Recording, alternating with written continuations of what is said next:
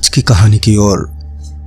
मालगाड़ी टर्मिनल पर रात के तकरीबन 1:45 बजे अचानक ही मुझे मेरी पुरानी साइट से हटाकर वहीं पर एक दूसरी साइट पर भेज दिया गया, जहां मेरी मुलाकात बल्लभ भाई से हुई, जो वहां के बड़े ही पुराने और रोबीले लोडरों में से एक थे। वैसे तो मेरी उनसे कभी बातचीत नहीं हुई थी, मगर मैंने उनके बारे में बहुत कुछ सुन रखा था। जैसे ही उनकी नज़र मेरे दुबले पतले शरीर पर पड़ी तो वो हंसते हुए बोले, क्यों बे 1.5 पसली के, तू यहाँ पर क्या कर रहा है? तो इस पर मैं थोड़ी नरम आवाज में बोला, वो मेरी ड्यूटी बदल कर अब यहाँ पर लगा दी है। इस पर वो बोले, अच्छा मतलब अब तेरी बारी है? उसके कहने के हाव भाव से ऐसा बिल्कुल भी नहीं लग रहा था कि वो वहां पर कोई काम भी करता होगा। ऊपर से उसका लंबा चौड़ा शरीर देखकर मेरी भी हिम्मत नहीं हुई कि उससे कुछ कह दूं। इससे पहले मैं उससे काम की बात करता कि वो एक और इशारा करते हुए बोला, तो वो कंटेनर देख रहा है? जब मैं उससे उस कंटेनर की तरफ देखते हुए बोला, हाँ वो वाला ना? इस पर वो बोला, हाँ जा उसे अनलॉक करके उसे स्कैनिंग के लिए तैयार कर। उस वक्त तो मैं उससे कुछ नहीं बोला क्योंकि मैं उससे उलझना नहीं चाहता था, मगर मैं मन ही मन ये सोच रहा था, जो कंटेनर सालों से खोला नहीं गया, तो आज अचानक उस कंटेनर को खोलने की परमिशन कहाँ से मिल गई। मैं ये सोचते हुए कंटेनर 666 के पास पहुंचा। ये पहली ही बार था कि मैं उस कंटेनर के इतने पास था। हाँ, मैंने इस कंटेनर के बारे में बाकी लोडरों से सुना जरूर था कि ये बहुत ही खतरनाक कंटेनर है। इसके अंदर क्या है किसी को भी बिल्कुल भी नहीं पता। आखिरकार इस कंटेनर को 3 साल पहले खोलने को कहा गया और जिसकी जिम्मेदारी सुरेंद्र को दी गई थी। जब रात के 3 बजे सुरेंद्र 2 और लोगों के साथ ये कंटेनर खोलने ही पहुंचा तो कंटेनर के खोलते ही उन तीनों की छाती किसी गुब्बारे की तरह फूल गई और सिर पूरा हरा रंग का हो गया। उसके बाद उन तीनों ने अपने आप को उस कंटेनर के अंदर बंद कर लिया। फिर जब सुबह हुई तो ये बात जगन्नाथ ने अपने बड़े साहब को बताई, क्योंकि जगन्नाथ उस रात वहीं पर बगल वाले कंटेनर की अनलोडिंग में लगा हुआ था। ये सब सुनने के बाद जगन्नाथ के साहब ने जगन्नाथ से कहा कि ये बात वो किसी को ना कहे, नहीं तो बेमतलब का डर वर्करों में बैठ जाएगा। जगन्नाथ ने तो अपना मुंह बंद कर लिया और वहां से छुट्टी ले ली, क्योंकि उसकी हिम्मत नहीं हुई कि वो वहां पर दोबारा काम करे। मगर उस हादसे के बाद से रात के वक्त इस कंटेनर से अजीब अजीब सी आवाजें आने लगी।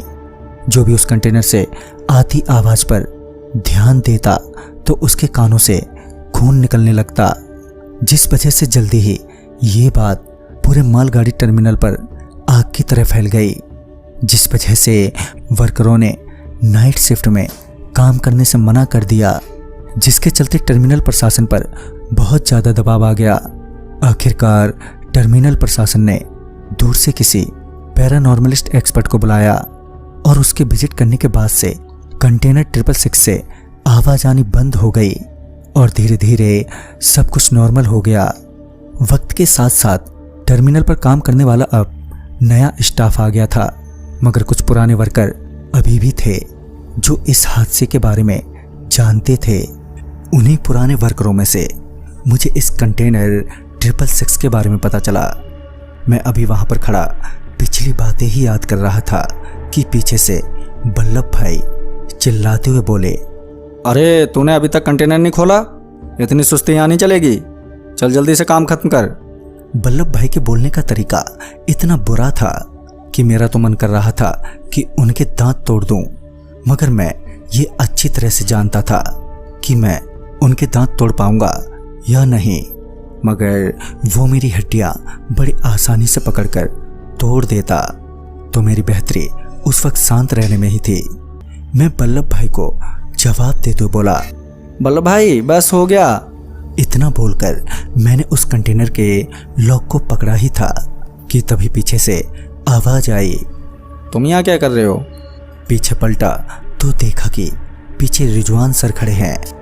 मैंने रिजवान सर को देखते ही उनसे कहा, क्या हुआ सर? इस पर रिजवान सर ने मुझसे कहा, हाँ हाँ भाई, तुमसे कह रहा हूँ, तुम यहाँ क्या कर रहे हो इस कंटेनर के पास? इस पर मैंने उन्हें जवाब देते हुए कहा, वो बल्लभ भाई ने मुझे ये कंटेनर खोलने को कहा है। मेरे इतना कहते ही वो बोले, क्या बल्लभ, तुम होश में तो हो? तुम्हें पता नहीं वो पिछले 1 हफ्ते से बीमार है, जिस वजह से वो काम पर भी नहीं आ रहा है। चलो यहाँ से। इतना बोलकर रिजवान सर वहां से चले गए और मैं इस सोच में पड़ गया कि अगर बल्लभ भाई 1 हफ्ते से काम पर नहीं आ रहे हैं तो वो कौन था जिसने मुझे ये कंटेनर खोलने को कहा।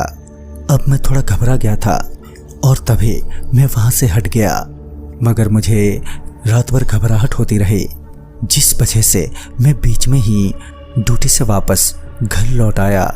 फिर जब मैं अगली रात वापस नाइट शिफ्ट में टर्मिनल पर पहुंचा तो फिर से मुझे उसी कंटेनर 666 के पास वाले साइड पर काम दिया गया। मैं अपना काम कर ही रहा था कि मुझे ऐसा लगा कि कोई मेरे कानों में कुछ बोल रहा है, मतलब कि मुझे कुछ सुनाई दे रहा था, मगर समझ में नहीं आ रहा था। तभी मेरे साथ काम कर रहे साथी ने मेरे कानों की तरफ देखते हुए कहा, अरे रितेश, ये तुम्हारे कान से खून कैसे निकल रहा है? ये सुनते ही मैंने अपने कानों पर हाथ लगाया तो पाया कि सच में मेरे कानों से खून बह रहा है। मुझे तुरंत ही डॉक्टर के पास भेजा गया, जहां डॉक्टर ने जांच करने के बाद मुझसे कहा, घबराने की कोई बात नहीं है, सब कुछ नॉर्मली है। मगर अब मेरे मन में कंटेनर 666 से आने वाली आवाज़ें, जिनकी सुनाई देते ही कानों से खून निकलने लगता था, वो बातें घूमने लगीं, जिस वजह से मैं काफ़ी डर गया और हफ्ते भर की छुट्टी ले ली। फिर जब मैं 1 हफ्ते बाद वापस काम पर लौटा तो पता चला कि बल्लभ भाई की पिछली रात मौत हो गई है। उसकी लाश उसी के घर से बड़े अजीब सी हालत में मिली। उसका चेहरा हरा पड़ गया था और उसकी सारी उंगलियां फूल गई थीं और उसके कानों में खून के थक्के जमे हुए थे। ये सब सुनने के बाद एक बार फिर मेरी हालत खराब हो गई। मैं ये सब सुनने के बाद वहां काम तो नहीं करना चाहता था, मगर मेरी भी अपनी मजबूरी थी, जिस वजह से मैं ना चाहते हुए भी काम नहीं छोड़ पाया। उसी रात जब मैं काम कर रहा था तो मुझे उस कंटेनर के पीछे से झांकते हुए कुछ लोग दिखाई दिए। पहली झलक में तो मैं कुछ समझ नहीं पाया कि आखिर वो वर्कर ही हैं या फिर कोई और, मगर जब मेरी नज़र दूसरी बार उन लोगों पर पड़ी तो पाया कि वो 3 लोग ही हैं जिनका चेहरा बिल्कुल हरे रंग का है और वो मेरे को ही देखे जा रहे हैं। उन तीनों को देखते ही मैं सीधा भागते हुए रिजवान सर के पास गया और सारी बात उन्हें बता दी। मेरी बात सुनने के बाद रिजवान सर ने पहले तो मेरी बातों पर ना तो विश्वास किया और ना ही मेरी बातों को सीरियसली लिया। मेरी बात सुनने के बाद सर ने कहा, लगता है तुम्हारी तबीयत अभी पूरी तरह से ठीक नहीं हुई है। तुम ऐसा करो, कुछ दिनों की और छुट्टी ले लो, जब अच्छे से ठीक हो जाओ फिर आना। ये बोलकर उन्होंने मुझे घर जाने को कह दिया। मैंने उसी वक्त काम छोड़ने का फैसला कर लिया था और मैं अभी टर्मिनल से बाहर ही निकलने वाला था कि मुझे एक आवाज़ सुनाई दी, अभी काम खत्म नहीं हुआ। ये सुनते ही पता नहीं कैसे मेरे पांव वापस टर्मिनल के अंदर की तरफ एकदम से मुड़ गए और मैं मेन गेट से सीधे उस कंटेनर 666 के पास पहुंचा। और जैसे ही मैंने उसके लॉक को हाथ लगाया कि वो लॉक अपने आप ही खुल गया। लॉक के खुलने के बाद जब मैंने कंटेनर का दरवाज़ा खोला तो अंदर एक नीले हरे रंग का बड़ा तिकोना बॉक्स रखा हुआ था और उसके आसपास हरे रंग की धुंध छाई हुई थी। उस वक्त मैं अपने होश में नहीं था। मेरे अंदर घुसते ही कंटेनर का दरवाज़ा अपने आप ही बंद हो गया। दरवाजे के बंद होते ही मेरा दम घुटने लगा, मेरे हाथों की उंगलियां फूलने लगी थी। मैं जोर जोर से चीखने लगा। मेरी चीख पुकार सुनकर वहां पर काम कर रहे कुछ वर्कर मेरे पास आ गए और उन्होंने मुझे वहां से बाहर निकाला। जब उन्होंने मुझे बाहर निकाला तब तक मैं बेहोश हो चुका था। फिर जब मुझे होश आया तो मैंने देखा कि मेरा चेहरा हल्के हरा रंग का है और मेरे हाथों की उंगलियां किसी गुब्बारे की तरह फूली हुई हैं। यहाँ तक कि डॉक्टरों को भी मेरी बीमारी पकड़ में नहीं आ रही थी। उन्होंने मुझे किसी सेपरेट रूम में रखा था। डॉक्टरों ने मुझे 3 महीनों तक वहीं रखा और दवा के नाम पर कुछ भी नहीं दिया गया। सिर्फ हर रोज कुछ हेल्थ से रिलेटेड सवाल किए जाते थे। 3 महीनों बाद मैं अपने आप ही बिना किसी दवाई के नॉर्मल हो गया और जब हॉस्पिटल से घर पहुंचा तो घर पर मोहंतु अंकल मुझसे मिलने आए। मोहंतु अंकल टर्मिनल में उन लोगों में से हैं जो बहुत पुराने हैं। उन्होंने मेरा हालचाल पूछने के बाद मुझे बताया कि वो कंटेनर 666 एक ऐसी मालगाड़ी से गलती से उतर गया था जो 109 सालों में एक बार आती है। ये कोई भी नहीं जानता कि वो मालगाड़ी कहाँ की है और कौन चलाता है। वो मालगाड़ी एक पल के लिए आती है और फिर तुरंत ही गायब हो जाती है और फिर तुरंत ही गायब हो जाती है। उस दिन भी ऐसा ही हुआ था। 35 साल पहले जब पहली बार वो मालगाड़ी टर्मिनल के ट्रैक पर एकदम से आ गई तो हम भी हैरान हो गए थे। मगर उन दिनों काम का इतना ज़्यादा लोड था कि हमें जल्दी जल्दी में मालगाड़ी को अनलोड करना पड़ता था। इसलिए मैं और सुकेश उस मालगाड़ी से पहले कंटेनर को उतारा जो 666 था। कंटेनर उतारते ही वो ट्रेन एकदम से गायब हो गई। ये देखकर हम लोगों की आंखें फटी की फटी रह गईं। मगर उस मालगाड़ी से उतारा गया कंटेनर अभी भी वहीं टर्मिनल पर ही था।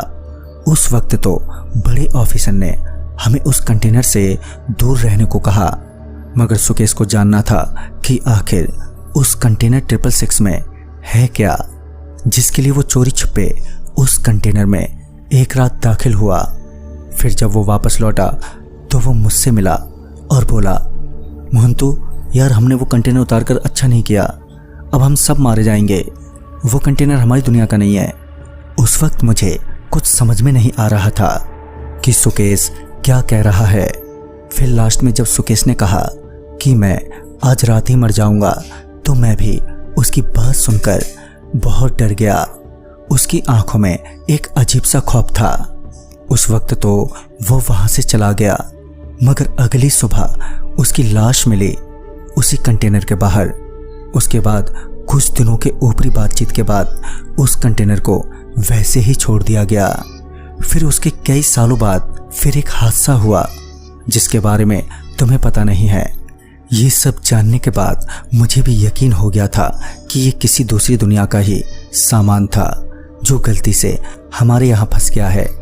कहते हैं कि वो दूसरी दुनिया वाले अपना सामान लेने की कोशिश कर रहे हैं, जिनके चलते ये सारी घटनाएं घट रही हैं। खैर, अब मैंने तो काम छोड़ दिया है और मैं अब एक नॉर्मल जिंदगी जी रहा हूँ। तो दोस्तों, इस कहानी में बस इतना ही। तब तक के लिए बाय एंड टेक केयर।